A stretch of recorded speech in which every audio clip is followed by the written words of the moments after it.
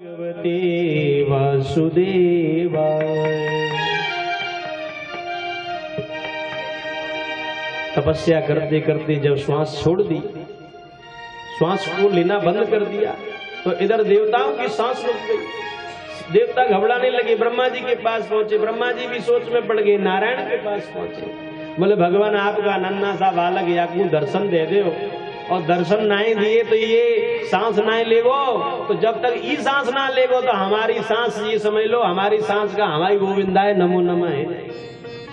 तो ठाकुर जी आज स्वयं अपने भक्त को दर्शन देने के लिए ध्रुव टीला पर मथुरा में पधारे, और आज भगवान चतुर्भुज स्वरूप से खड़े होकर के वहां पर दर्शन दिया है। होली गेट देखा है, मथुरा देखो है कि नहीं? गए ना है? प्रेम से बोलो। हाँ, पहले पुरानो बस स्टैंड है करो विकास मार्केट के पास, वैसे मथुरा बारी बैठी है। हाँ, तो वहां है कि निकल के जाए वहां।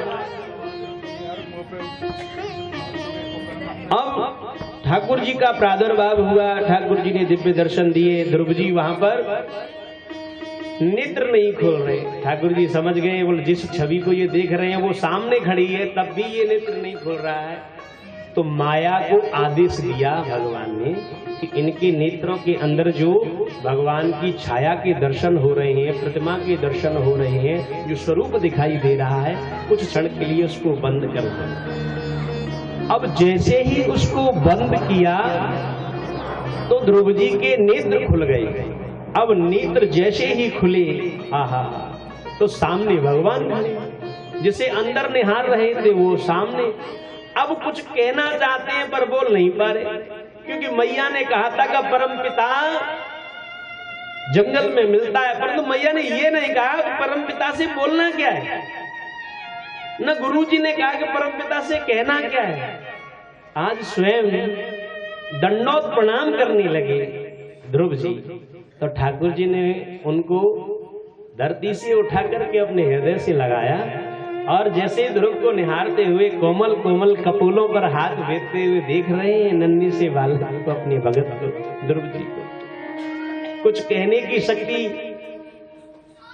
जागृत हो रही थी, परंतु बोल नहीं पा रहे थे। तो भगवान ने अपना 5 जन नाम का शंख उनके कपोल से लगाया।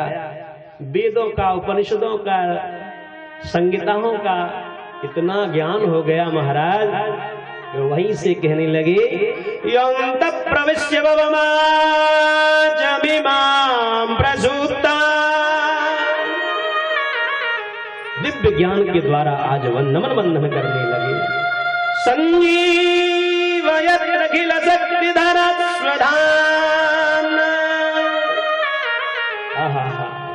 जब ये शब्द भगवान ने सुने तो बालक को पढ़ने नहीं गए। ये दिव्य कृपा कब हुई? व्यक्ति फटकार से ही कार्य की ओर उसका मन प्रबल होता है। जब तक उसे डांट नहीं लगती तब तक वो सीखना नहीं चाहता। इनको भी डांट लगी, दिल में कहीं चोट लगी, छोटा सा नन्हा था, आज उसी चोट की वजह से परम पिता से मिलने के लिए आए, तो परम पिता का संरक्षण प्राप्त हुआ। भगवान ने हृदय से लगा लिया ध्रुव जी,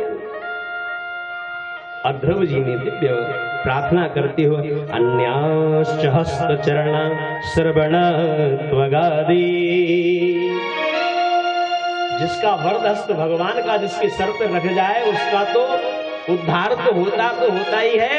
उसकी पीढ़ी दर पीढ़ी में 21 पीढ़ियों को तार देता है बाबा।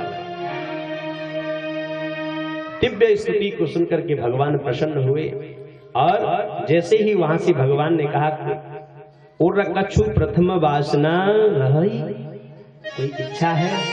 तो बालक के अंदर इच्छा क्या, बस केवल एक ही इच्छा थी कि पिता की गोदी में बैठना चाहते थे। तो आज भगवान ने उन्हें दिव्य उपदेश देकर के और 36,000 वर्ष राज्य भोगने का आशीर्वाद दे दिया। किसको? ध्रुव जी।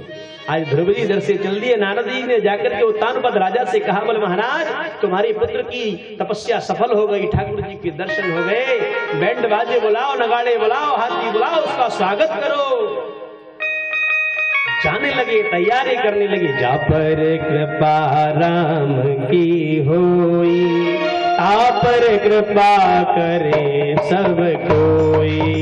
जा पर कृपा राम की होई, ता पर कृपा करे सब कोई। जा पर कृपा राम की होई, ता पर कृपा करे सब कोई।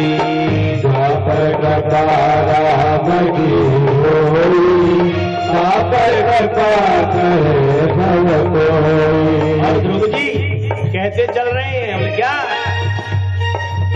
संतन के संग लाग रे तेरी अच्छी बनेगी। संतन के संग लाग रे वो तेरी अच्छी बनेगी।